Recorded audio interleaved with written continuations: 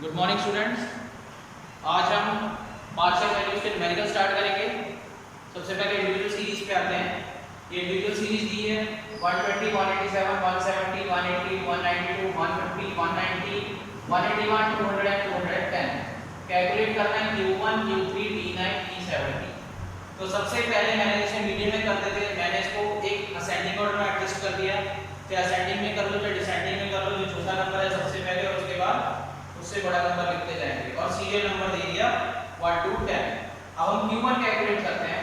Q1 का formula होगा इसमें n+1/4 PHI। मीडियम में ओवर 2 होता था, इसमें ओवर 4 है। अब n कितना है यहाँ पे 10+1/4, तो ये हो जाएगा 11/4।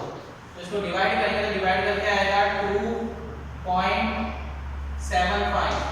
अब 2.75 आइटम तो यहाँ पे कोई है ही, जो सेकंड है, थर्ड आइटम है, फोर्थ आइटम है। अब इस तरह का अगर आंसर इस तरह का आ जाए पॉइंट में, ज्यादातर ये इवन नंबर में ही आता है, मीडियम में भी मैंने बताया था। तो इसको आगे सॉल्व कैसे करते हैं? इसको आगे सॉल्व करेंगे सेकंड टर्म, ये सेकंड टर्म प्लस 0.75 फिर मल्टीप्लाई। अब उससे एक बड़ी टर्म में से उसको माइनस करेंगे। जैसे यहाँ सेकंड टर्म था तो यहाँ पे आएगा third term minus second term. अगर यहाँ पे सेकंड टर्म थर्ड टर्म होता तो fourth term minus second third term. तो एक बड़ी टर्म में से उसको माइनस करते हैं जब भी ब्रैकेट में लिखते हैं। तो ये आ गया सेकंड टर्म है हमारे पास 150 प्लस 0.75 को हम 75/100 लिख सकते हैं, पॉइंट हटा दिया 1/100 पे। और यहाँ पे आएगा 170 माइनस 150। थर्ड टर्म हमारे पास 170 थी और सेकंड टर्म हमारा 150 थी। इसको सॉल्व करेंगे 150 ऐसे रहेगा, 75/100 भी ऐसे रख देते हैं। इसको करते हैं इनटू 20। तो बॉर्डर पास की तरह सबसे पहले मल्टीप्लाई वाला सॉल्व करेंगे। मल्टीप्लाई डिवाइड वाला 1 0 से 1 0 कट गया, 2 1 2, 2 5 10। अब इसको सॉल्व करेंगे 5 1 5 और 5 5 5 15 था 75। तो यहाँ पे क्या है 150 प्लस 15 तो क्या आ जाएगा 165। 165 हमारा आंसर होगा Q1। ठीक है। अब इसी तरह हम Q3 फाइंड आउट करते हैं। Q3 निकालने का फॉर्मूला भी सेम है, n+1/4 TH आइटम। बस यहाँ पे मल्टीप्लाई बाय 3 हो जाता है क्योंकि Q3 है। अब n+1/4 हमने यहाँ निकाल के रखा हुआ था 2.75, ये वाला हिस्सा तो हम सीधा कर देंगे 3 × 2.75 क्योंकि हमने कैलकुलेट करा हुआ है। नहीं किया तो हम कैलकुलेट करेंगे, इसे प्रॉपर करते हैं। तो इसको 3 से इंटू करेंगे तो 3 मल्टीप्लाई करके क्या आएगा 2.75 को 3 से मल्टीप्लाई करा 3 5 जा 15, 7 3 जा 21, 22, 3 2 6 7 8 8.25 आ रहा है। 8.25 आ रहा है। अब देखिए यहाँ पे भी सेम वही वाली सिचुएशन क्रिएट होगी जो यहाँ पर थी। 2.75 का यहाँ पे 8.25 आ रहा है। अब इस तरह की सिचुएशन में भी वही फॉर्मूला लगाएंगे दोबारा। Q3 = 8th term plus 0.25 into 9th term minus 8th term. अब फॉर्मूले के अंदर वैल्यू पुट करते हैं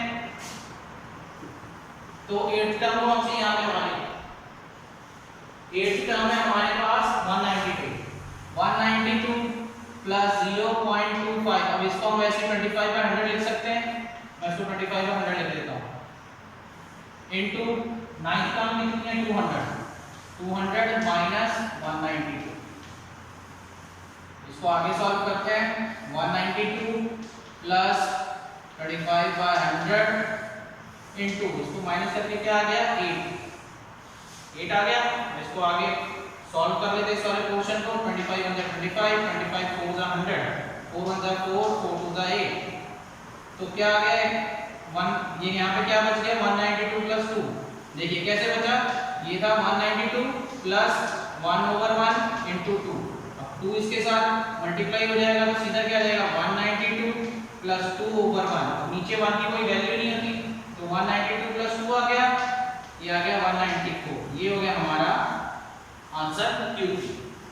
अगर पॉइंट में आ रहा है तो इस तरीके से होगा, नहीं तो सीधा सीधा अगर आपका फिफ्थ टर्म लिखा है ये सब करने के बाद, तो फिफ्थ टर्म आ रहा है, फिफ्थ टर्म यहाँ पे 181 है तो सीधा पूरा का आंसर लिख देंगे 181। अगर इस तरह से आता है तो ये वाला फॉर्मूला लगाते हैं पॉइंट्स में, इसीलिए मैंने आपको ये वाला बताया कि इसमें ज्यादातर मुश्किल होती है बच्चों को। Q3 निकाल दिया, अब हम आते हैं D9 में। D9 निकालने का फॉर्मूला भी n प्लस 1 ओवर, अब यहाँ नीचे 10 आएगा क्योंकि D साइन है, और क्योंकि D9 है तो यहाँ इंटू 9 आ जाएगा, PH आएगा।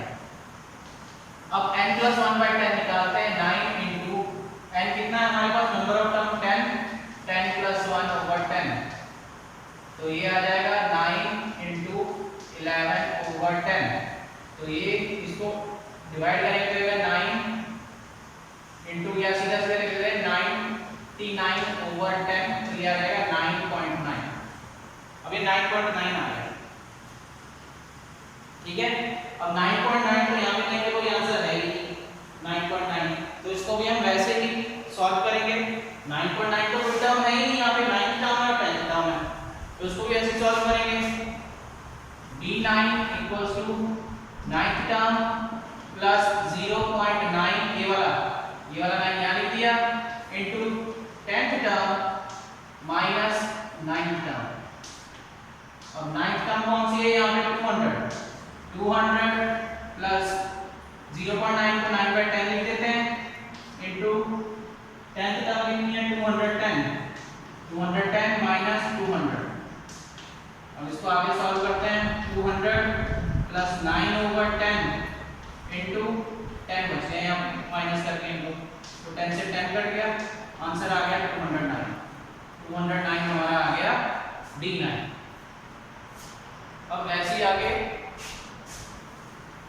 परसेंटाइल निकालते हैं। परसेंटाइल हमें निकालना है P70 निकालते हैं।